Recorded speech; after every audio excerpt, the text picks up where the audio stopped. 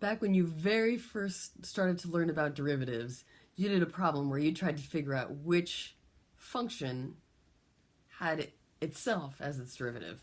And you might remember that the answer was e to the x. So now it's our time to actually know and start to memorize the derivative with respect to x of e to the x is e to the x. E to the x is its own derivative. So if we're going to use the chain rule, because now we're going to start to have the chain rule built into all of our derivative rules, the derivative of e to the u is e to the u times du dx. So sometimes what I think in my head, the derivative of e to the anything is e to the anything times the derivative of the exponent. So make sure that's in your notes. We'll do an example.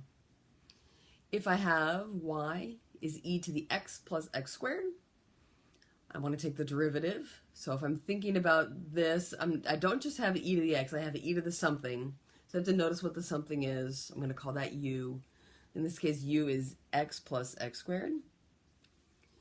So the derivative with respect to x of e to the u is e to the u times du dx, which is what I have here.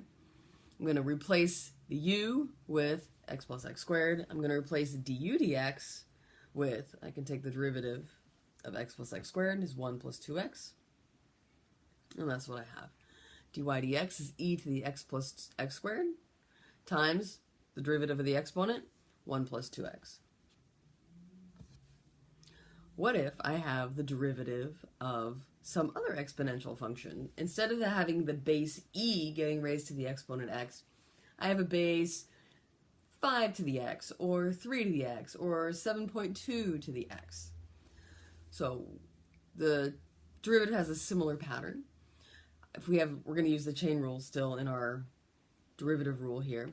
So the derivative with respect to x of a to the x is a to the x times the natural log of a. Or if I want the chain rule built in, the derivative with respect to x of a to the u is a to the u times the natural log of a times du dx. So this part, it's the natural log of a part that's new in this rule. It's different from the e to the x rule. So let's try this.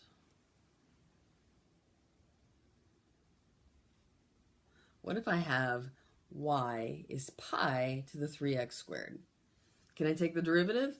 Yeah, I'm going to use this same derivative rule that we just learned. I don't have e getting raised to an exponent, but I have some other number, some other base. It's just a number. Pi is just a number getting raised to an exponent. So in this case, u is 3x squared, the exponent, and a is pi.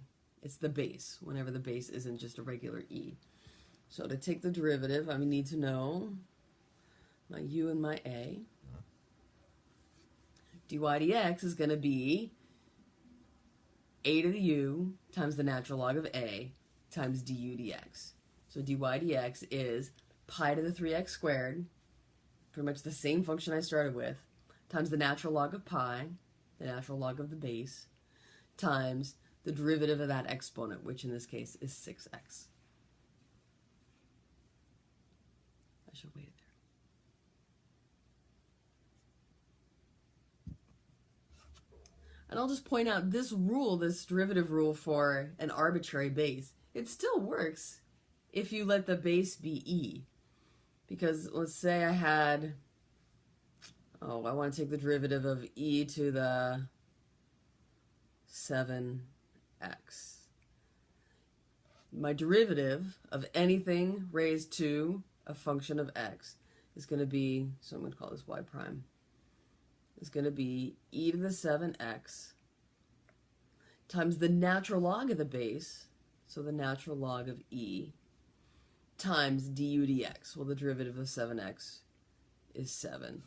And notice the natural log of e is just 1, which is why I don't bother writing the natural log of e into the derivative rule when my base is e. Okay, so to round up what we have so far, the derivative of e to the u is e to the u du dx. The derivative of some other base raised to a function of x is a to the u natural log of a du dx. Once you have these, we can use these derivative formulas for exponential functions to find the derivative formulas for logarithmic functions, coming up in the next video.